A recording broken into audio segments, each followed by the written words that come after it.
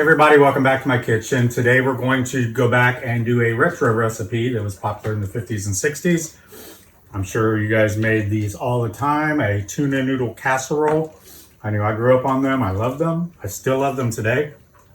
So this is just going to be my version of a tuna noodle casserole.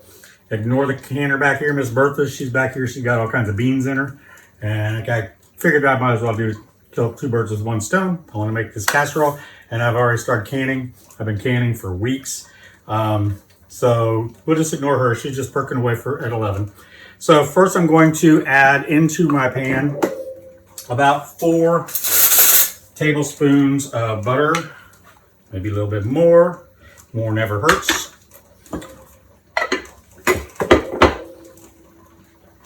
There we go. And I've already cooked off my egg noodles. And I did them al dente because you don't want to cook them all the way through and then put them in this, bake them for 25-30 minutes, they're going to come out mush.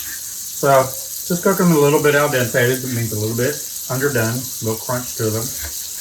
And then I've got half of a sweet onion here. I'm going to get that brown, Zinni. So I'm just going to saute off about half of a sweet onion. You can use purple onion if you want, whatever you'd like. But I had this left over, so I'm going to use it. Ooh.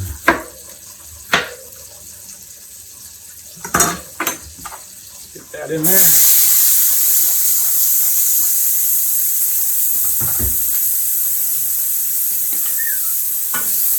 We just want this softened up a little translucent before we put everything else into it. I'm throwing onions everywhere. I grew up on casseroles, I think because Mom worked and it was easy for her to throw together casseroles. She would literally make them all weekend long, put them in the freezer. She could take them out in the morning. When she came home, they were thawed out, throw them in the oven, they were done. So we had chicken casseroles, tuna casseroles, all kinds of casseroles growing up. And they're so quick and easy, especially this time of the year with kids going back to school. It's just something you can throw together, feeds the family, and it's not real hard to do. Okay, so I've got my onions sauteing. To that, I've got about a 1/4 teaspoon of salt, a 1/4 teaspoon of pepper, a 1/4 teaspoon of thyme, and about a 1/4 teaspoon of dried basil. So I'm just gonna put that in there too. Get the oils blooming in those, get some flavor coming out.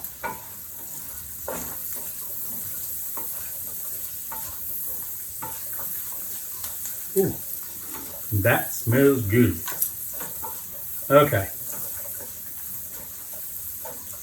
Now to that, I'm going to add, I usually do the clove or 2 of garlic. I might have put 3 in here. I like garlic. So you put in what you like. You don't have to put in garlic if you don't like it. You can change some of these flavors up however you like them with different seasonings. Well, keep an eye on the garlic once you put it in because it will burn pretty quickly if you're not watching it. Okay, now it smells delicious in here. I'm also going to add in now about 4 tablespoons of all-purpose flour. This is going to be our thickener, so we're going to put that in. We want it to cook out any of the floury taste. Oops.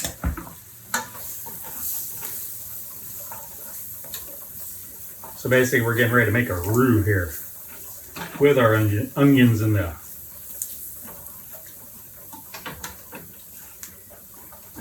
I think the last time my mom came down and visited, she made like 10, 15 casseroles.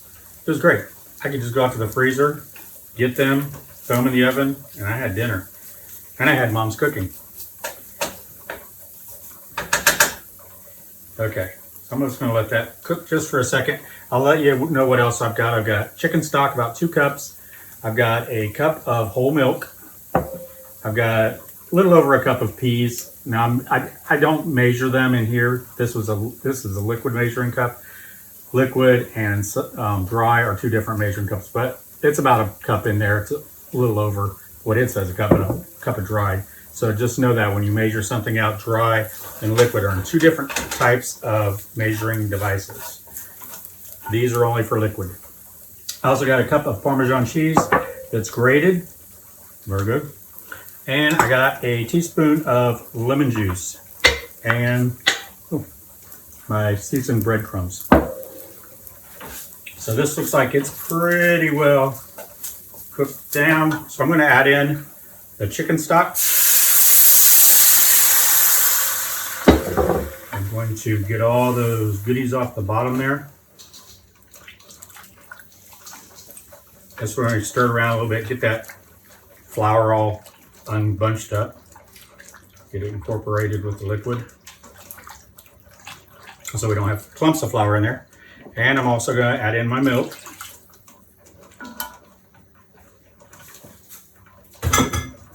Sorry, I like to clean as I go. Still doing good here? Yeah. Gotta keep this at about 11 pounds of pressure. You guys will see this video too. I think it's my, well, I know it is. It's my red kidney beans. I got about 16 pints in there.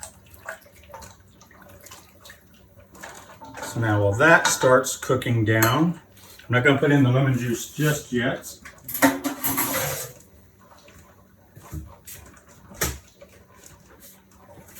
I'm gonna get a 9x13 baking dish.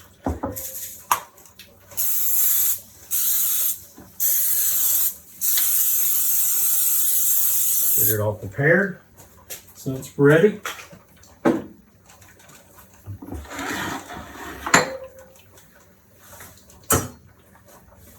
And this is just starting to come to a boil. All right, let's see a little simmer there.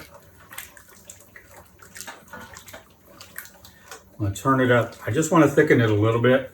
It's going to thicken more in the oven, especially when I put those starchy noodles in there. They're going to help thicken it up.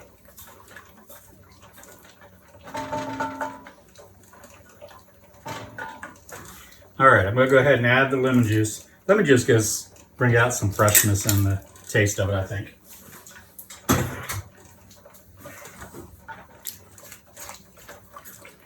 Get it all stirred together. It is starting to thicken. So now I'm going to add in, I've got a 9 ounce of tuna in water. I've already drained it. I'm going to go ahead, oops, tuna's sneaking out. I'm going to turn off the heat because I don't want this cooking and thickening too much. Now I'm going to add in my peas. And if you have fresh peas, that's best. I don't have any fresh peas, so I'm using frozen. I'm going to put in about half of my Parmesan cheese. And you don't have to put that in. If you want to put cheddar, you can put cheddar. If you don't want to put any cheese, you don't have to put any cheese. And now my al dente noodles. They clumped up a little bit. Get them in here and break them apart. I didn't want to put oil on them like I usually do. Like some people put oil on spaghetti and different pastas so it doesn't stick together. I don't like doing that because then the sauce doesn't stick to the noodles. It just slides right off. I want the starch in the noodles here to hold on to whatever sauce I have.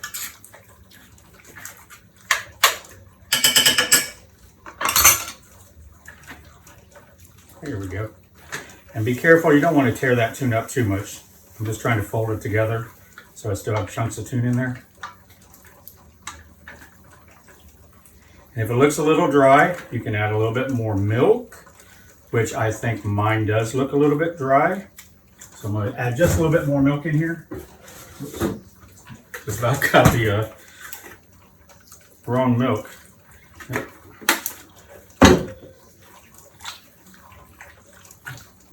All right. That's all together there. So now I'm just going to put it in our baking dish.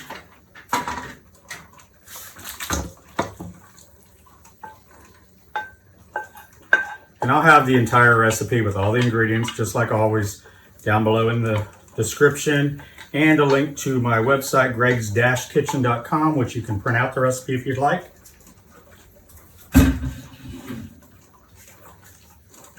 So just kind of spread this out evenly. We're going to bake it for 20 to 30 minutes in a 350 degree oven. Everything basically cooked. We just want to thicken up, soften the noodles just a little bit more. And I'm going to finish with the rest of my Parmesan cheese. I put it on first so it'll melt down in there and doesn't burn right on top. And then I'm using Italian seasoned breadcrumbs. My mom used to use, I think, Ritz crackers. You can use crackers, you can use breadcrumbs. I've actually used Cheez-Its, the different flavors of Cheez-Its, crumbled them up. And this is going to be probably about 1/2 to 3/4 of a cup of breadcrumbs. All right.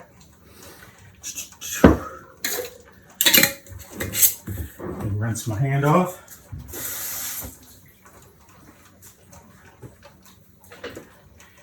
And finally, making sure that wasn't the buttermilk. That would not taste good. Love buttermilk, but not my tuna casserole. Finally, I'm going to just put a few pats of butter on here. Just to butter up them breadcrumbs a little bit as it bakes. It'll get down in there. This is totally optional too. If you don't want the extra butter and fat in there, you don't have to. I just like it on mine.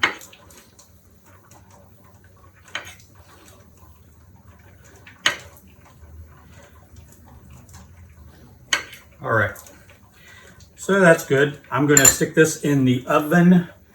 Like I said, it's preheated at 350, and I'm going to bake it for about 20-30 minutes. I'm gonna check it at about 20 minutes and see what it looks like. You wanna keep an eye on it so it doesn't burn on top, get too brown. If it starts to get too brown, just cover it with foil and finish the time.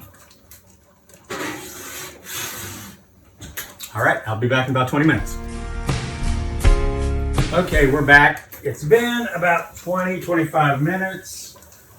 Let me pull the casserole out. Ooh, here we go. Ooh, nice and browned on top. Bubbling around the edges. Looks delicious. Okay, you can finish it off if you like. Fresh parsley would be better. I don't have any fresh parsley. So I'm just putting a little dried parsley on here. Just give it some color instead of plain brownish color. I'm going to get a spoon here. Get a taste out of the corner. It's bubbling. I'm going to burn my face. All right.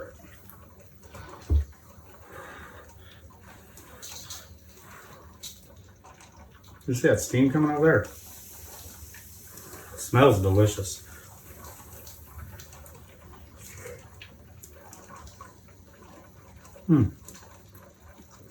Tastes delicious too. Nice and creamy. And taste the thyme in there. I love the garlic. I can taste garlic in there. It's very hot. Let me get my tea. So try this out. It's just a retro tuna noodle casserole. You can substitute anything you want into it. You don't have to put the peas. You can put broccoli. You can put cauliflower. You can put green beans. You can leave the veggies out. I don't suggest that. Veggies are great. But give it a try. I think you'll like my version with the different seasonings in it. Or I'm going to also post my mom's tuna noodle casserole down below as well, which is just the original 60s retro version. Give it a try. Let me know what you think. If you haven't already hit the subscribe button, please do so and hit the thumbs up. If you like this video, it has YouTube shares it more so more people will see them. I appreciate you guys coming. Have a great weekend and God bless. Take care. Bye-bye.